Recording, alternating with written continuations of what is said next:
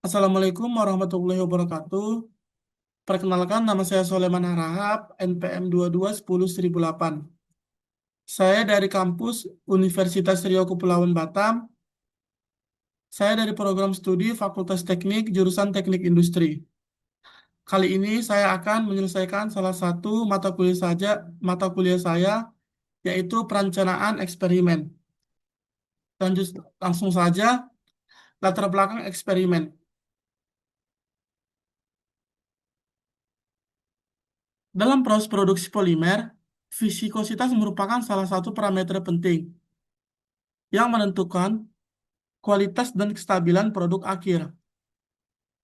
Viskositas menunjukkan tingkat keten- tingkat kekentalan cairan polimer dan berkaitan erat dengan struktur molekul, suhu, serta kondisi proses pencampuran atau reaksi kimia yang terjadi.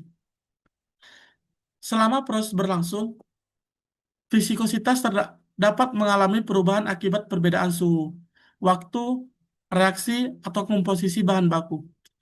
Jika viskositas berubah terlalu besar dari nilai standar, maka produk yang dihasilkan bisa tidak memenuhi spesifikasi mutu yang diinginkan. Oleh karena itu, perlu dilakukan pengamatan dan analisis terhadap data viskositas secara berkala untuk memastikan bahwa proses produksi tetap terjadi, tetap berjalan, stabil dan berada dalam kendali statistik. Dengan menggunakan analisis distribusi normal dan diagram kendali kontrol curve, dapat diketahui apakah proses produksi polimer tersebut terkendali atau memerlukan penyesuaian. Lalu eksperimen ini menjadi dasar untuk menilai performa proses, memastikan konsistensi mutu produk, serta mendeteksi lebih dini adanya variasi atau gangguan dalam sistem produksi. Selanjutnya itu desain eksperimen, ANOVA dan RBD. Yang pertama itu ANOVA. One way, faktorial ANOVA. Gambaran umum. Tujuannya itu membandingkan rata-rata dari kurang dari sama dengan dua kelompok. Perlakuan untuk melihat apakah ada perbedaan yang signifikan secara statistik. Kapan dipakai? Ada satu lebih faktor. Misalnya jenis pupuk, suhu, bahan baku, dan kita juga ingin menguji efek faktor tersebut pada suatu respon. Misalnya hasil panen, viskositas, dan unsur desainnya, faktor variabel kategori yang diuji, contohnya itu jenis pupuk. Levelnya jumlah kategori dalam faktor. Contohnya 3 jenis pupuk itu sama dengan 3 level atau 3 level. Aplikasi jumlah ulangan per perlakuan minimal 2 sampai dengan 3. Lebih dari kecil sama dengan 3 sampai 5 tergantung variabilitas. Desainnya itu on-way ANOVA satu faktor saja. Faktorial ANOVA 2 atau lebih faktor dapat menguji main efek dan interaksi. Yang pertama itu asumsi ANOVA. Independensi observasi, normalitas, residual, atau sisa model pada tiap perlakuan. Homogenitas varian antar perlakuan, equal variance. Langkah analisis singkat. Periksa asumsi Shapiro, Wilk untuk normalitas, Levin atau Baralet untuk homogenitas. Jika asumsi terpenuhi, selanjutnya itu lakukan ANOVA, V-test. Jika F signifikan, lakukan uji post hoc, 2K, Bonferroni, LSD, dan sebagainya untuk mengetahui pasangan mana yang berbeda. Selanjutnya itu laporkan F, DF Bedouin with hint, P value, estimasi rata-rata, lebih kurang C per CI, dan ukuran efek jika relevan. Jika asumsi dilanggar, transformasi data log squared, atau gunakan metode non-parametric, Kruskal, Wallis untuk one way. Selanjutnya itu rancangan acak kelompok, randomized block design RBD. Ini tujuannya mengurangi variabilitas yang disebabkan oleh faktor yang tidak diminati, sehingga memperbesar kemampuan mendeteksi efek perlakuan. Kapan dipakai? Ada faktor berlaku untuk utama yang ingin diuji. Dan ada sumber variasi yang dapat dikontrol baik dengan blok. Misalnya lahan berbeda, batch, operator, waktu. Blok dibuat agar unit dalam satu blok serupa. Unsur desain, perlakuan treatment. Faktor utama yang diuji misalnya 4 jenis pupuk. Level perlakuan, jumlah perlakuan misalnya 4. Bloknya unit yang homogen untuk meminimalkan variabilitas. Misalnya 5 blok sama dengan 5 lahan per 5 batch. Replikasi, setiap blok berisi semua perlakuan komplit blok. Jadi jumlah total observasi itu sama dengan jumlah perlakuan dikali jumlah blok. Dan selanjutnya, model statistik adventive respon. U tambah treatment, I tambah blok, J tambah error IJ. Asumsi RBD-nya itu error residual, independen, dan normal. Homogenitas, varians, tidak ada interaksi perlakuan X blok. RBD mengasumsikan blok hanya mempengaruhi intercept, bukan efek perlakuan. Langkah analisa singkat itu periksa asumsi seperti ANOVA. Jika lakukan ANOVA dua arah tanpa interaksi, treatment dan blok sebagai faktor. Jika treatment signifikan, post hoc seperti 2K, perakitan, kasih dual untuk diagnosa. Kapan RBD lebih baik daripada CRD? Complete randomized design. Gunakan RBD bila ada sumber variasi besar dan dapat dikelompokkan jadi blok homogen. RBD mengurangi varians, error, dan meningkatkan daya uji. Dan selanjutnya itu praktis. Bagaimana memilih antara ANOVA, CRD, vs RBD? Jika tidak ada sumber variansi, terdeteksi terdetektifikasi CRD tambah ANOVA sederhana. Jika ada sumber variansi yang diketahui, lokasi waktu batch yang mempengaruhi outcome RBD blok atau lebih efisien. Jika ada kecil dari satu faktor perlakuan penting, misalnya suhu dikali jenis bahan, itu gunakan faktorial ANOVA, efek utama tambah interaksi. Nomor 4 itu contoh singkat angka interpretasi. Bisa kita lihat sama-sama di sini. Contohnya, misalnya 4 perlakuan. Itu A, B, C, D. Dan 5 blok. Jalankan RBD ANOVA tabel sederhana. Ini bisa kita lihat sama-sama tabel sederhana. Skornya itu treatment, blok, error, baru hasil atau total. Dapat kita lihat treatment itu 3, blok itu 4, error itu 12. Dan selanjutnya itu pemeriksaan dan tindakan bila asumsi dilanggar. Normality violated. Cek resolidasi.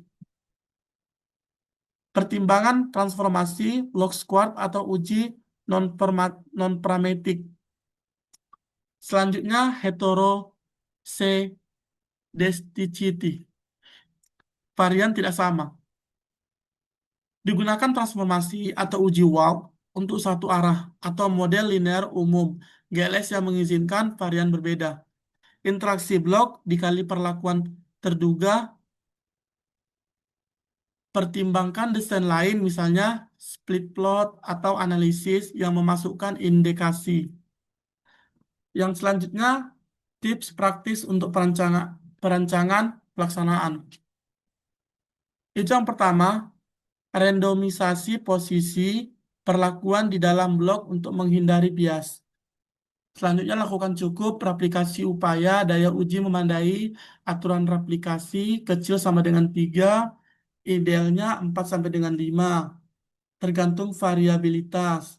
Catat sumber variansi yang memungkinkan suhu, operator, waktu, agar bisa dijadikan blok bila perlu.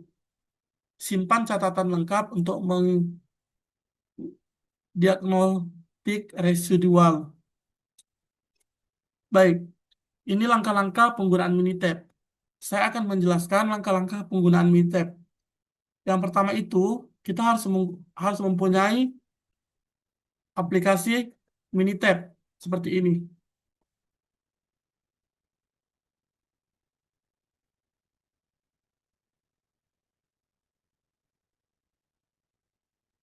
Nah, kita harus mempunyai aplikasi Minitab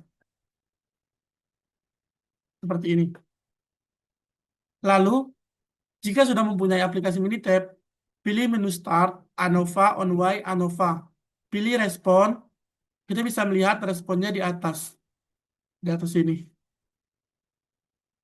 Selanjutnya, pilih faktor kolom perlakuan, misalnya perlakuan, klik options atau option jika ingin menentukan traf signifikan, misalnya X sama dengan 0,05. Lalu itu, sesudah itu klik OK. Setelah diklik OK, output yang muncul ANOVA tabel berisi nilai F, P, value, dan mean square. Match tabel rata-rata tiap perlakuan, graph, box plot, atau interval plot dari setiap perlakuan.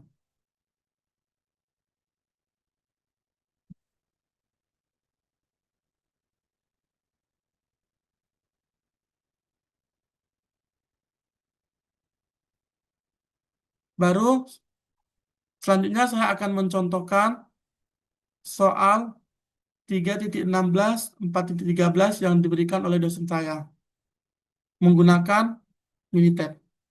Pertama, kita siapkan aplikasi Minitab.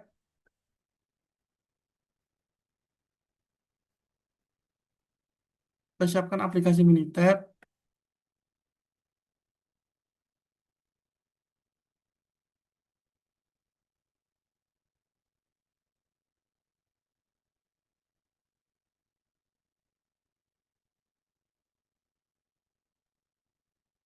Setelah kita membuka aplikasi Minitab, dan saya sudah menyediakan data di Microsoft Excel. Ini data yang diberikan oleh dosen saya. Data soal nomor 3.16, dan data nomor 4.13. Baik, di sini ada dosis 20 gram, 20 gram, 20 gram, 20 gram, 30 gram, 30 gram, 30 gram, 30 gram, gram, 40 gram, 40 gram. Observation-nya ada 24, 28, bisa kita lihat sama-sama. Baik, pertama itu kita menyelesaikan yang data soal nomor 3.16. Kita copy data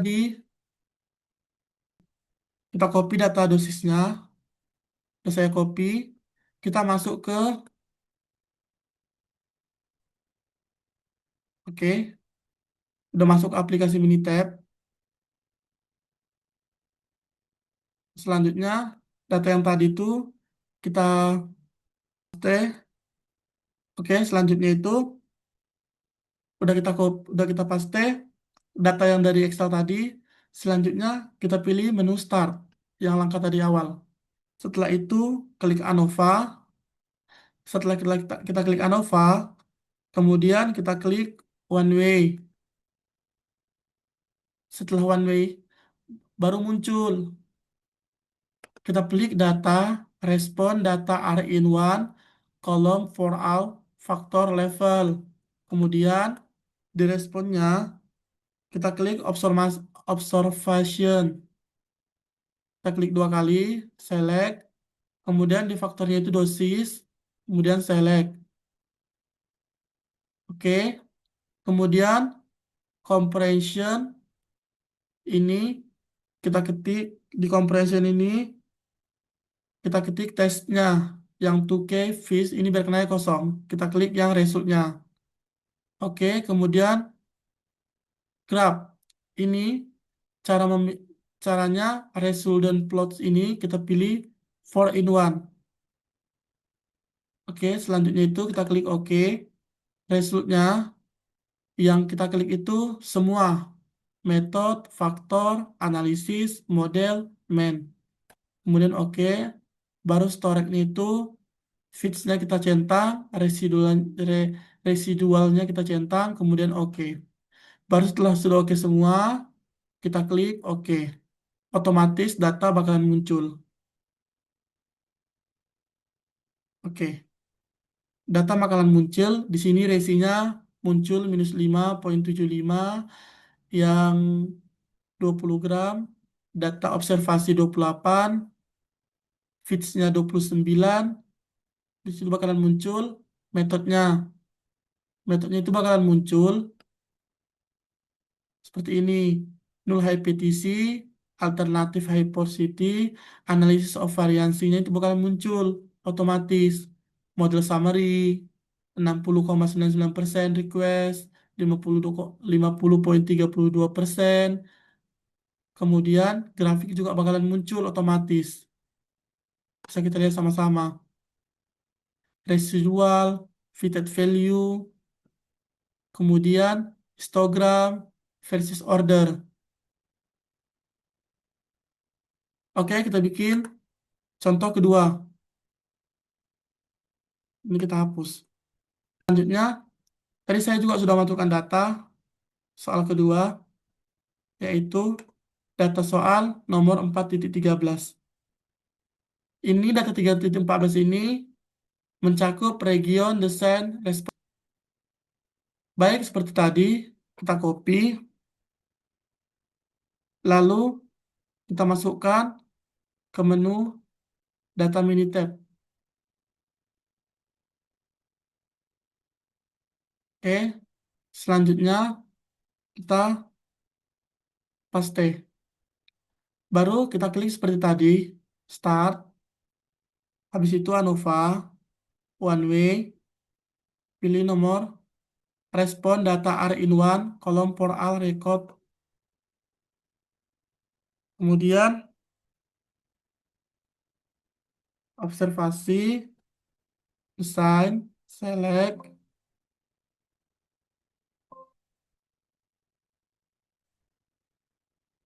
respon, design.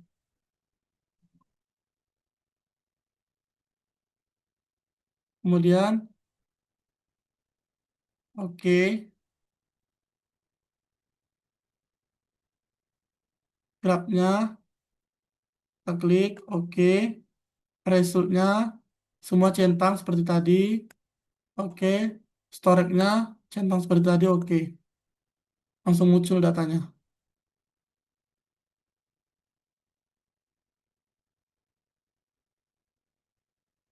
Ini cara melihat bawah.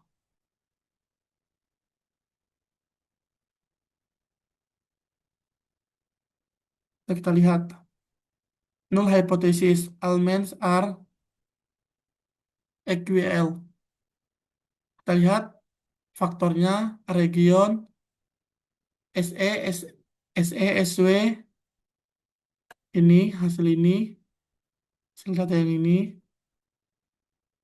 Kemudian faktor informasi, analisis of variansi, model summary 7,0,5%, meannya, dan grafiknya seperti tadi. Baik, semoga teman-teman dapat memahami penjelasan penggunaan Minitab yang sudah saya jelaskan.